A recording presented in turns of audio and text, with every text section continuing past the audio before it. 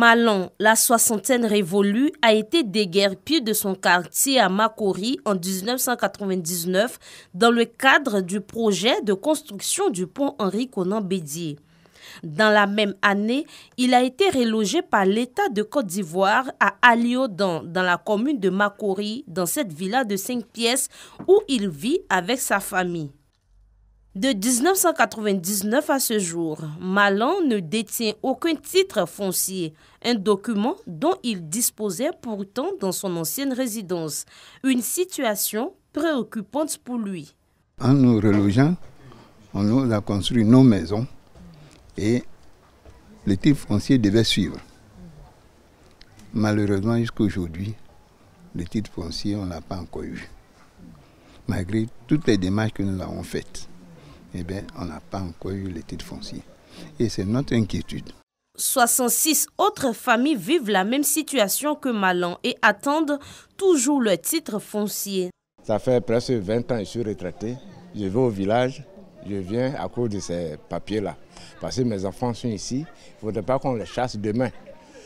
Sans ce papier, ce n'est pas possible. C'est la route qui nous a amenés ici. Donc, ils ne nous ont pas donné un papier, président.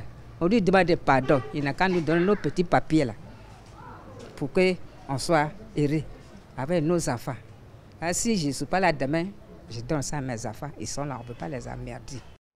Pour se faire entendre, les relogés ont mis en place un collectif. Ce samedi, les membres du bureau se sont donné rendez-vous chez le président du mouvement pour parler de leur situation.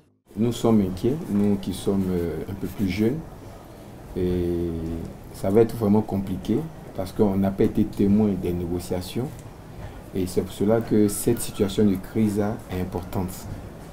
Pendant que vous, les aînés, vous êtes là, nous voulons clarifier la situation.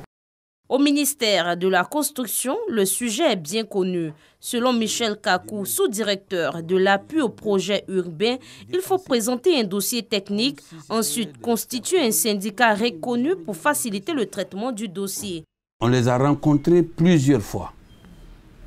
À mon bureau, on a eu plusieurs séances de travail. Et je ne cesse de leur répéter qu'ils doivent se mettre en groupe, constituer un collectif, fournir les dossiers techniques individuels, de sorte que le traitement se fasse de façon spécifique. Toutefois, Michel Kakou rassure, le ministère prendra toutes les dispositions pour permettre aux relogés d'avoir leur titre foncier, un document qu'ils attendent impatiemment. Paiement, prêt, assurance, gestion de patrimoine. Bref, les technologies de l'information et de la communication permettent aujourd'hui aux consommateurs d'accéder à une gamme variée de produits bancaires, devenant ainsi un catalyseur clé pour les consommateurs de services financiers. Avec les numériques, tu peux même être à la maison et avoir accès à ton compte bancaire.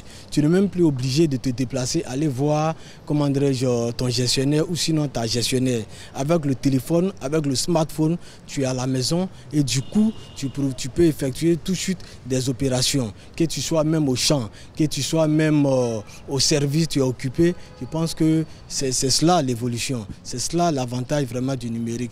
Cependant, les consommateurs sont de plus en plus exposés à toute forme d'escroquerie, à la fraude et aux mauvaises pratiques en matière de données. D'où la tenue de cette conférence sur la finance numérique.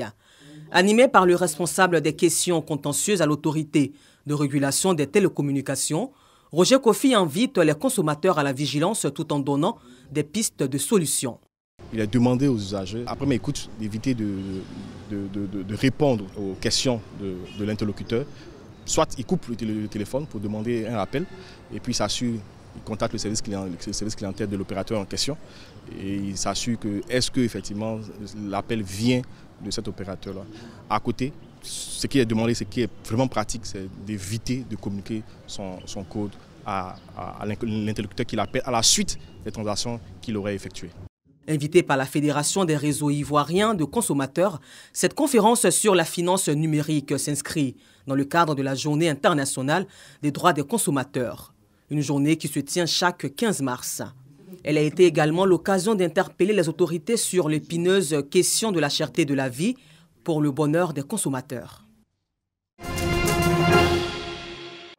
C'est la salle de conférence de l'UFR des sciences pharmaceutiques et biologiques de l'université Félix Houphouët-Boigny à Cocody qui a servi de cadre à l'association des étudiantes en pharmacie de Côte d'Ivoire, ADEPHARM, qui n'ont pas voulu rester en marge de ce mois de mars consacré à la célébration du droit des femmes.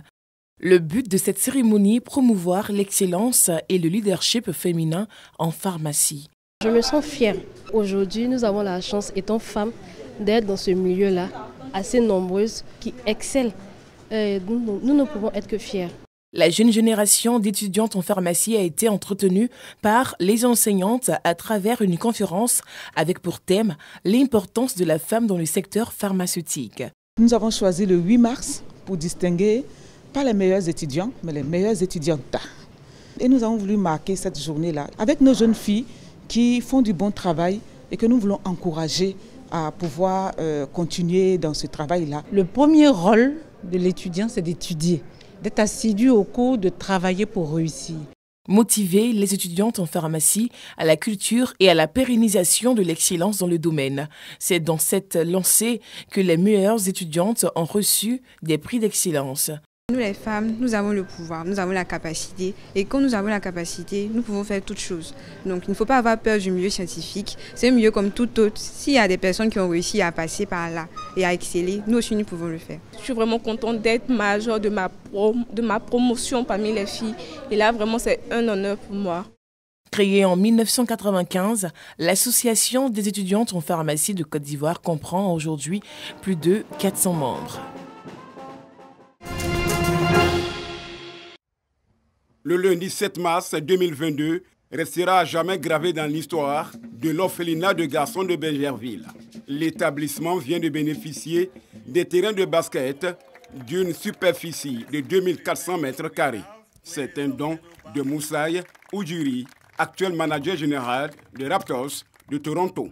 Le donateur participe ainsi à l'épanouissement sportif des jeunes bénéficiaires qui ont désormais un outil afin de mieux s'exprimer. C'est ce qu'il faut, le basket à côté des jeunes, ils auront beaucoup de pratique et je pense qu'on a la chance d'avoir des géants africains à travers le basketball. Didier Drogba, ex-international footballeur, Hakim Youmi, Adesina, président de la Banque africaine de développement, et Paulin Claude Daon, ministre de la promotion des sports et du développement de l'économie sportive, ont salué à tour de rôle ce projet promoteur.